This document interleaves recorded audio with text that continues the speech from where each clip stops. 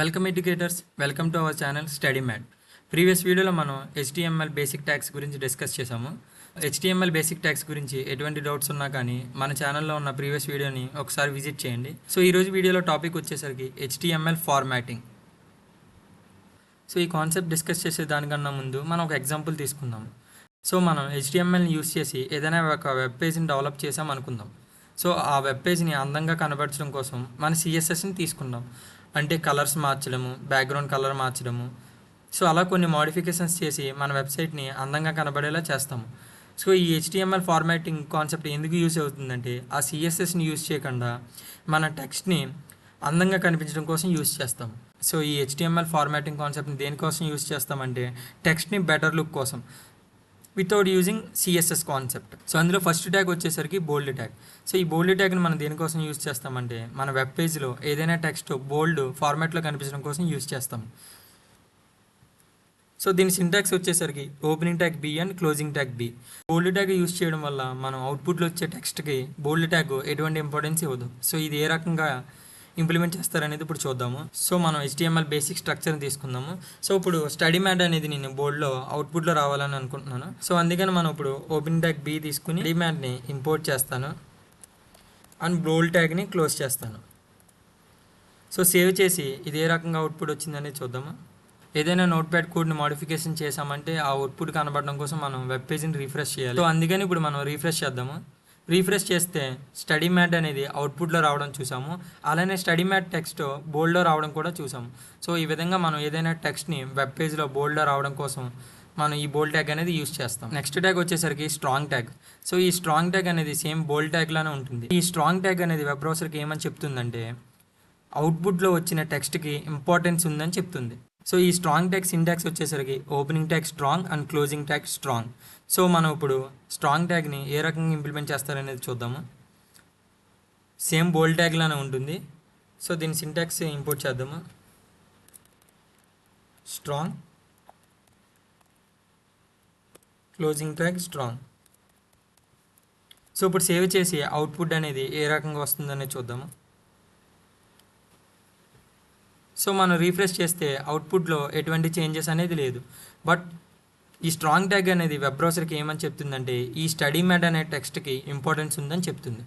So ఇందులో next tag వచ్చేసరికి italic tag. ఈ ఇటాలిక్ ట్యాగ్ని దేనికోసం యూజ్ చేస్తామంటే మన వెబ్ పేజ్లో ఏదైనా టెక్స్ట్ ఇటాలిక్ ఫార్మాట్లో కనిపించాలంటే మనం ఈ ఇటాలిక్ ట్యాగ్ని యూజ్ చేస్తాం. సో దీని సింటాక్స్ వచ్చేసరికి opening tag I and closing tag I. So italic tag output టెక్స్ట్ని ఎటువంటి ఫోర్స్ చేయదు. ఇది ఏ రకంగా ఇంప్లిమెంట్ చేస్తారనేది ఇప్పుడు చూద్దాము. సేమ్ స్టడీ మ్యాట్నే ఇంప్లిమెంట్ చేద్దాము.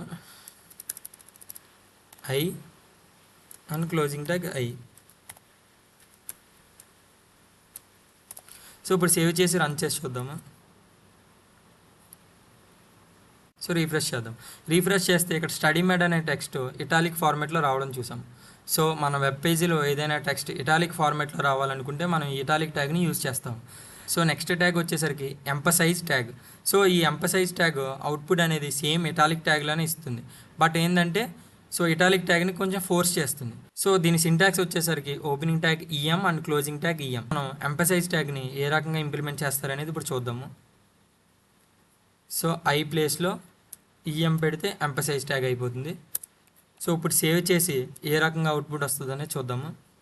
సో ఇప్పుడు మనం రీఫ్రెష్ చేద్దాము. రీఫ్రెష్ చేస్తే సేమ్ ఇటాలిక్ ట్యాగ్ ఏ రకంగా అవుట్పుట్ ఇచ్చిందో ఎంపసైజ్ ట్యాగ్ కూడా అదే రకంగా అవుట్పుట్ ఇచ్చింది. బట్ ఎంపసైజ్ ద్వారా వచ్చిన అవుట్పుట్ ఏంటంటే కొంచెం ఫోర్స్ కలిగి ఉంటుంది.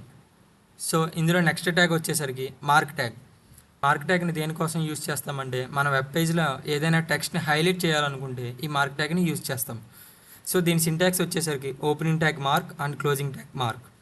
సో ఈ మార్క్ ట్యాగ్ని ఏ రకంగా ఇంప్లిమెంట్ చేస్తారనేది ఇప్పుడు చూద్దాము. సో స్టడీ మ్యాట్ టెక్స్ట్కి మనం సేమ్ అప్లై చేద్దాము. సో EM ప్లేస్లో మార్క్ పెడితే మార్క్ ట్యాగ్ అయిపోతుంది. సో ఇప్పుడు సేవ్ చేసి ఈ మార్క్ ట్యాగ్ అనేది ఏ రకంగా అవుట్పుట్ ఇస్తుందని చూద్దాము. సో అవుట్పుట్ కోసం మనం రీఫ్రెష్ చేయాలి.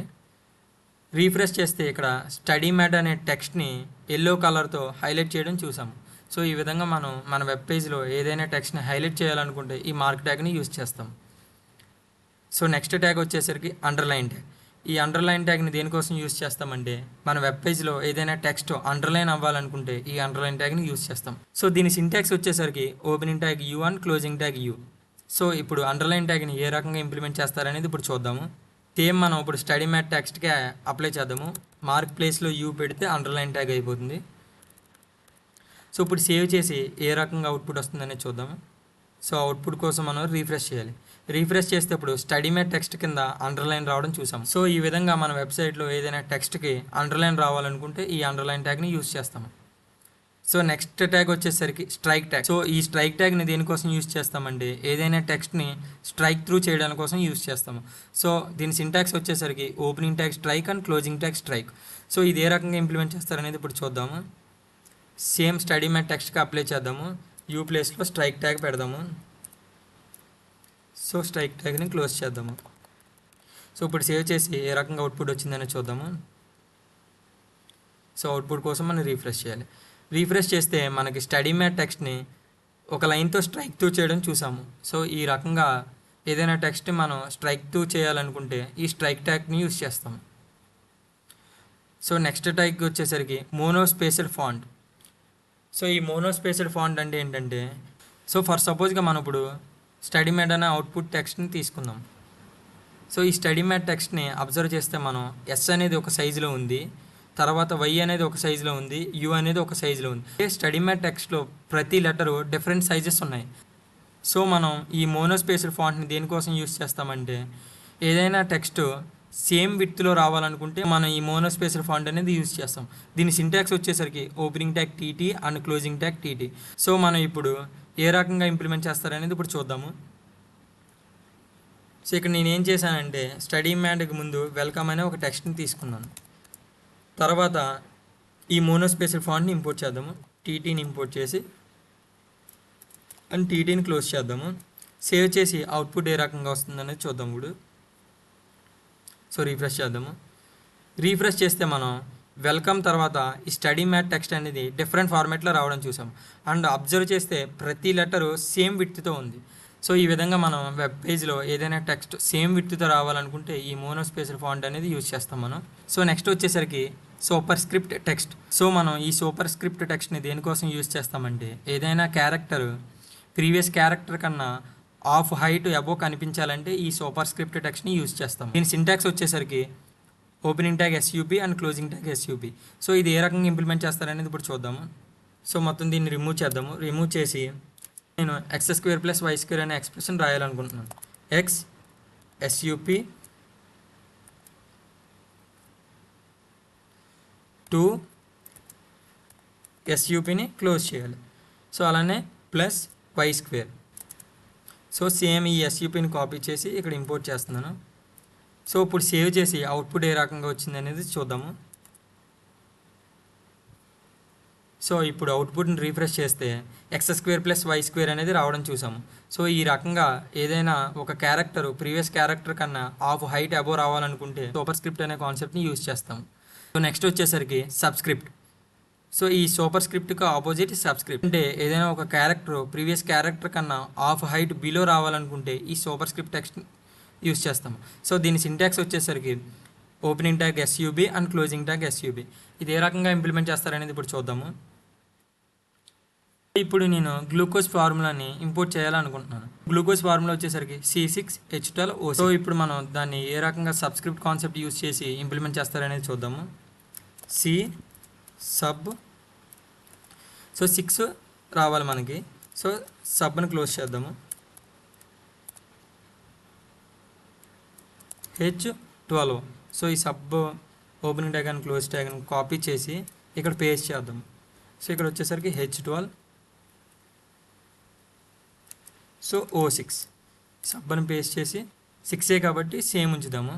సో దీన్ని సేవ్ చేసి ఏ రకంగా అవుట్పుట్ వచ్చింది అనేది ఇప్పుడు చూద్దాము. రీఫ్రెష్ చేస్తే మనం గ్లూకోజ్ ఫార్ములాని ఇంప్లిమెంట్ చేసాము. సో ఇక్కడ ఏదైనా ఒక క్యారెక్టరు ప్రీవియస్ క్యారెక్టర్ కన్నా ఆఫ్ హైట్ బిలో రావాలనుకుంటే మనం ఈ సబ్స్క్రిప్ట్ కాన్సెప్ట్ని యూజ్ చేస్తాము. సో నెక్స్ట్ ట్యాగ్ వచ్చేసరికి డిలీట్ ట్యాగ్. సో ఈ డిలీట్ ట్యాగ్ని దేనికోసం యూస్ చేస్తామంటే ఏదైనా టెక్స్ట్ని డిలీట్ చేయడం కోసం యూస్ చేస్తాం. సో దీని సింటాక్స్ వచ్చేసరికి opening tag del and closing tag del. So ఇది ఏ రకంగా ఇంప్లిమెంట్ చేస్తారనేది ఇప్పుడు చూద్దాము.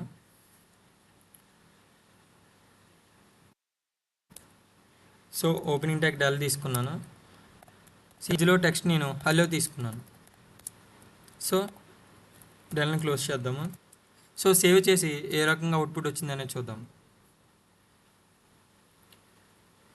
సో మనం అవుట్పుట్ని అబ్జర్వ్ చేస్తే ఇది సేమ్ స్ట్రైక్ ట్యాగ్లానే వచ్చింది. బట్ ఏంటంటే దానికి దీనికి డిఫరెన్స్ ఏంటంటే ఇక్కడ హలో టెక్స్ట్ అనేది డిలీట్ అయిపోయింది. సో ఈ విధంగా మనం వెబ్ పేజ్లో ఏదైనా టెక్స్ట్ని డిలీట్ చేయాలనుకుంటే డిలీట్ ట్యాగ్ని యూస్ చేస్తాం. సో నెక్స్ట్ వచ్చేసరికి లార్జర్ టెక్స్ట్. సో మనం ప్రీవియస్గా ఉన్న టెక్స్ట్ కన్నా ఏదైనా టెక్స్ట్ బిగ్గర్ సైజులో రావాలనుకుంటే ఈ లార్జర్ టెక్స్ట్ అనేది యూస్ చేస్తాం. సో దీని సింటాక్స్ వచ్చేసరికి opening tag big and closing tag big. So ఇప్పుడు మనం దీన్ని ఏ రకంగా ఇంప్లిమెంట్ చేస్తారనేది చూద్దాము. సో ఇప్పుడు మనం 2 టెక్స్ట్లను తీసుకుందాము, ఎందుకంటే సైజ్ డిఫరెన్సెస్ తెలియడం కోసం. వెల్కమ్ ఫస్ట్ టెక్స్ట్ తీసుకున్నాను. సో బిగ్ టెక్స్ట్ని ఇంపోర్ట్ చేశాను. సో ఈ మధ్యలో స్టడీ మ్యాట్ని తీసుకున్నాను. బిగ్ ట్యాగ్ని క్లోజ్ చేస్తున్నాను. సో సేవ్ చేసి ఏ రకంగా అవుట్పుట్ వచ్చిందనేది చూద్దాము. సో రీఫ్రెష్ చేస్తే ఇక్కడ వెల్కమ్ కన్నా స్టడీ మ్యాట్ అనేది సైజ్ బిగ్గరగా రావడం చూసాం. సో ఈ విధంగా ఏదైనా టెక్స్ట్ ప్రీవియస్గా ఉన్న టెక్స్ట్ కన్నా బిగ్గర్ సైజ్ రావాలనుకుంటే ఈ బిగ్ ట్యాగ్ అనేది యూజ్ చేస్తాము. నెక్స్ట్ వచ్చేసరికి స్మాలర్ టెక్స్ట్. సో ఈ లార్జర్ టెక్స్ట్కి ఆపోజిట్ స్మాలర్ టెక్స్ట్. ఏదైనా టెక్స్ట్ ప్రీవియస్ టెక్స్ట్ కన్నా స్మాలర్గా రావాలనుకుంటే మనం ఈ స్మాలర్ టెక్స్ట్ని యూజ్ చేస్తాం. సో దీని సింటాక్స్ వచ్చేసరికి opening tag small and closing tag small. So ఇది ఏ రకంగా ఇంప్లిమెంట్ చేస్తారనేది ఇప్పుడు చూద్దాము. సేమ్ బిగ్ ప్లేస్లో స్మాల్ పెడదాం. సో స్మాల్ని క్లోజ్ చేద్దాం. సో సేవ్ చేసి అవుట్పుట్ ఏ రకంగా వచ్చిందనేది చూద్దాము. సో రీఫ్రెష్ చేద్దాం. వెల్కమ్ కన్నా ఈ స్టడీ మ్యాట్ అనేది టెక్స్ట్ సైజు చిన్నగా రావడం చూసాం. సో ఈ విధంగా ఏదైనా టెక్స్ట్ ప్రీవియస్ టెక్స్ట్ కన్నా సైజు స్మాల్గా రావాలనుకుంటే ఈ స్మాలర్ ట్యాగ్ అనేది యూజ్ చేస్తాం. సో నెక్స్ట్ వచ్చేసరికి ఫాంట్ ట్యాగ్. ఫాంట్ ట్యాగ్ని ఎందుకోసం యూజ్ చేస్తామంటే ఏదైనా టెక్స్ట్కి కలర్ అప్లై చేయడం కోసమైనా, లేదంటే టెక్స్ట్ సైజ్ని ఇంక్రీజ్ చేయడం కోసమైనా, లేదంటే ఫాంట్ ఫేస్ని మార్చడం కోసమైనా యూజ్ చేస్తాం. సో ఇది ఏ రకంగా ఇంప్లిమెంట్ చేస్తారనేది ఇప్పుడు చూద్దాము. ఫాంట్ ట్యాగ్ని తీసుకుందాము. సో ఈ ఫాంట్ ట్యాగ్ మధ్యలో స్టడీ మ్యాట్ టెక్స్ట్ని తీసుకున్నాం. సో ఫాంట్ ట్యాగ్ని క్లోజ్ చేద్దాం. సో ఈ ఫాంట్ ట్యాగ్ యూజ్ చేసి మనం ఏదైనా టెక్స్ట్కి కలర్ అప్లై చేస్తారని డిస్కస్ చేసాం. సో ఇప్పుడు మనం ఈ స్టడీ మ్యాట్ టెక్స్ట్కి కలర్ అప్లై చేద్దాం. సో ఫాంట్ తర్వాత స్పేస్ ఇవ్వాలి. సో కలర్ అప్లై చేయడం కోసం కలర్ అనే యాట్రిబ్యూట్ని ఇంపోర్ట్ చేయాలి. Equal to colour. మనకి ఏ కలర్ అయితే కావాలో ఆ కలర్ని ఇంపోర్ట్ చేయాలి. రెడ్. సో కొటేషన్స్ క్లోజ్ చేద్దాం. ఇప్పుడు సేవ్ చేసి అవుట్పుట్ ఏ విధంగా వచ్చిందనే చూద్దాము. సో రీఫ్రెష్ చేద్దాం. రీఫ్రెష్ చేస్తే ఈ స్టడీ మ్యాట్ అనే టెక్స్ట్ రెడ్ కలర్లో రావడం చూసాం. సో అలానే ఫాంట్ ట్యాగ్లో ఇంకొక అట్రిబ్యూట్ కూడా ఉందని డిస్కస్ చేసాం. అదేంటంటే సైజ్. సో ఇప్పుడు సైజుని కూడా ఇంప్లిమెంట్ చేద్దాం. సో సైజు నేను టెక్స్ట్ సైజ్ వచ్చేసరికి 50 ఇచ్చాను. సో ఇప్పుడు సేవ్ చేసి రన్ చేద్దాము. అవుట్పుట్ అనేది ఏ విధంగా వచ్చిందనేది చూద్దాము. సో రీఫ్రెష్ చేద్దాం. రీఫ్రెష్ చేస్తే ఇక్కడ స్టడీ మ్యాట్ అనే టెక్స్ట్ సైజ్ అనేది ఇంక్రీజ్ అవ్వడం చూసాం. అలానే ఈ ఫాంట్ ట్యాగ్లో ఇంకొక అట్రిబ్యూట్ కూడా ఉంటుందని డిస్కస్ చేసాం. అదేంటంటే ఫాంట్ ఫేస్. ఫాంట్ ఫేస్ అట్రిబ్యూట్ని కూడా ఇంక్లూడ్ చేద్దాము. ఫాంట్ ఫేస్ అట్రిబ్యూట్ నేమ్ వచ్చేసరికి ఫేస్ ఈక్వల్ టు. సో ఇప్పుడు కర్సివ్ ఫాంట్లో రాద్దాము. సో సేవ్ చేసి అవుట్పుట్ ఏ విధంగా వస్తుందనేది చూద్దాము. సో రీఫ్రెష్ చేద్దాం. రీఫ్రెష్ చేస్తే ఇక్కడ స్టడీ మ్యాట్ అనేది కర్సివ్ ఫాంట్లో రావడం చూసాము. సో ఈ విధంగా మనం ఏదైనా టెక్స్ట్కి కలర్ అప్లై చేయాలన్నా, ఏదైనా టెక్స్ట్ సైజ్ ఇంక్రీజ్ చేయాలన్నా, ఏదైనా టెక్స్ట్కి ఫాంట్ ఫేస్ అప్లై చేయాలన్నా ఈ ఫాంట్ ట్యాగ్ని యూజ్ చేస్తాం. సో నెక్స్ట్ ట్యాగ్ వచ్చేసరికి మార్క్యూ ట్యాగ్. సో ఈ మార్క్యూ ట్యాగ్ని దేనికోసం యూజ్ చేస్తామంటే మన వెబ్ పేజ్లో ఏదైనా టెక్స్ట్ స్క్రోల్ అవ్వాలనుకుంటే ఈ మార్క్యూ ట్యాగ్ని యూజ్ చేస్తాము. సో దీని సింటాక్స్ వచ్చేసరికి opening tag marquee and closing tag marquee. So ఇది ఏ రకంగా ఇంప్లిమెంట్ చేస్తారనేది ఇప్పుడు చూద్దాము. సో దీన్ని రిమూవ్ చేద్దాము. రిమూవ్ చేసి ఇప్పుడు నేను స్టడీ మ్యాట్ అనే టెక్స్ట్ స్క్రోల్ అవ్వాలనుకుంటున్నాను. సో దానికోసం మార్క్యూ ట్యాగ్ని ఓపెన్ చేస్తున్నాను. So study mat. So marquee ట్యాగ్ని క్లోజ్ చేస్తున్నాను. సో ఇప్పుడు సేవ్ చేసి రన్ చేద్దాము. అవుట్పుట్ అనేది ఏ విధంగా వస్తుందని చూద్దాం. సో రీఫ్రెష్ చేద్దాం. సో అబ్జర్వ్ చేస్తే ఇక్కడ స్టడీ మ్యాట్ అనే టెక్స్ట్ స్క్రోల్ అవ్వడం చూసాం. సో ఈ విధంగా ఏదైనా టెక్స్ట్ స్క్రోల్ అవ్వాలనుకుంటే మనం ఈ మార్క్ యూ ట్యాగ్ అనేది యూజ్ చేస్తాం. Thank you guys, thank you for watching. Further videos కోసం ఇప్పుడే మన ఛానల్ని సబ్స్క్రైబ్ చేసుకోండి, పక్కనున్న బెల్ ఐకాన్ని యాక్టివేట్ చేసుకోండి.